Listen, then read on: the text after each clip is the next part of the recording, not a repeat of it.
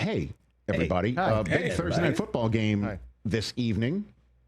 And the Commanders and the Packers.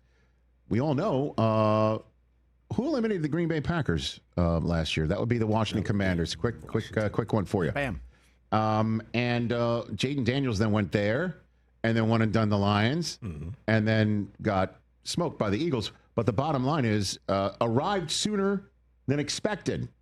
And high hopes for a follow-up season and a win nonetheless. I don't see any photographs in the win, but he and McLaurin didn't connect much, and the defense did what they did against the Giants. But the general sense is the Giants are going to be on that side of the football, able to be dominated, and then the Packers just looked as impressive as any team in Week 1. As I mentioned, that game against the Lions, it was like a role reversal of body swap movies of the 80s and 90s. That's what the Lions looked like, and the Packers now look like a championship team for their division as well as their conference, if not the whole enchilada. And the Lions look like a team that might struggle to make the wild card, and we'll see if they can make some hay in the playoffs if that happens, just like the Packers did a couple of years ago, arriving sooner than expected, right? Jordan Love arrived sooner than expected. And now the Packers look around and say, we're ready. And what they do, because they are ready, is they go out and make a massive trade for Micah. Thank you, Frank Caliendo, for our new drop that we've been playing liberally throughout this program. We might have to delete that. Because it really is all about Micah when it all comes down to it.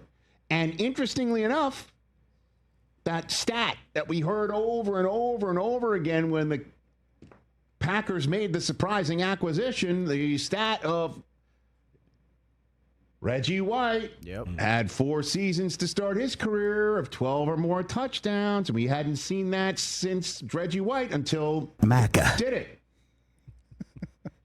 And you know who was the defensive coordinator for 3 of the first 4 years of that run? The Washington Commanders' current head coach, Dan Quinn, who made it funny when the subject of Parsons was brought up.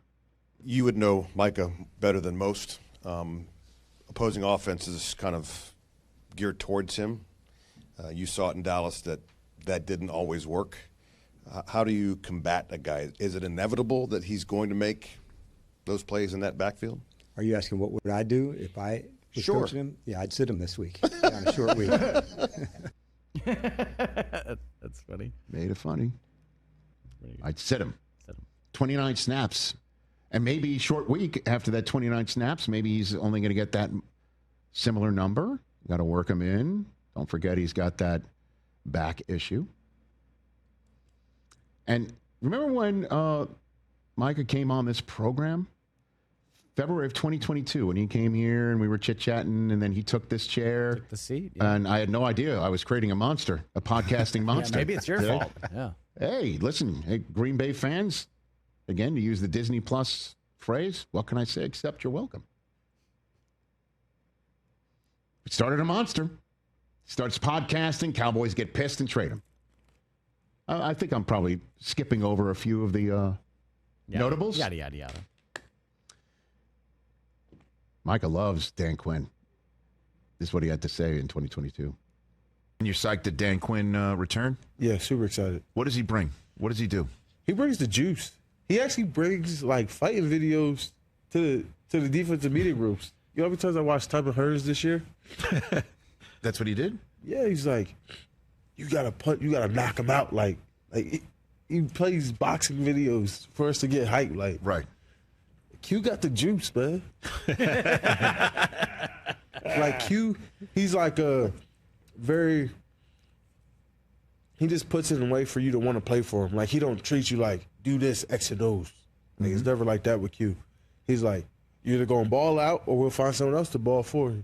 And like, you respond to that sort of thing. Yeah, because it's like he's giving you the opportunity and the chance. So what does Mike McCarthy say to you? What does the HC say to you? Me and Coach Mike don't really talk like he's more of an offensive coach. So you have more of a relationship with Quinn, is what you're saying. Remember that one? Oh yeah, that made the rounds. Yada yada yada. who was in Green Bay in week 1 of this season. Micah. And Mike McCarthy. He was on the field getting a nice standing O. Laramie Tunsil versus Micah Parsons. Let's roll. This is a key to tonight's game. Can they get the pressure on Jaden Daniels? Can the Packers run the ball on the Commanders in a way that the Giants did not? One would think yes to that with Josh Jacobs. One would think as well, these wide receivers, can they test the Commanders didn't really get tested very much with the Giants wide receivers. Definitely not. Malik Neighbors was not dapping up his coach. So the Commanders are going to have their hands full. And this is one of those tie breaks that can sit in the back pocket and you throw it on the table and say, you got to come to Lambeau a second time, Washington. Now, can Jaden Daniels just turn on the magic we didn't see last week and say, okay, guess what, Packers? We're a better team than the Lions. As a matter of fact, guess who we won and done after doing that to you last year? The team you beat in week 1. They've lost 2 in a row, thanks to us and you. And here we come. And, we're 2-0 watching the Eagles take on the Chiefs in a Super Bowl rematch this weekend. And the Giants and the Cowboys beat each other up. We've got an opportunity to lead this division after 2 weeks and get a leg up on the Packers in conference. These are very important facts that we're going to be talking about in weeks 16, 17, and 18 if both teams are fortunate enough to be the real deals that we expect them to be.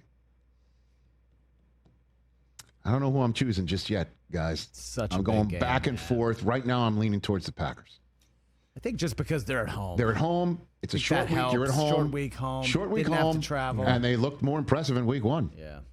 Against tougher competition that, as of right now, it appears to be. You're correct. Both coming off of division battles at home. Both won. The difference when it all comes down to it, Micah. Only a 3-point spread. I don't know what that means. Means people who think about these things think that Green Bay is going to win by 3 points. Okay, what I mean is that okay. So you want to push? Is that what you're saying? You're at the end of the night. You want to push? No, I don't. Okay. No, I want a Green Bay 10-point win. Good to know. Yeah. Hey, you made it all the way to the end. Thanks for that. Check us out every single day streaming live on Disney Plus and the ESPN app 12 to 3 Eastern.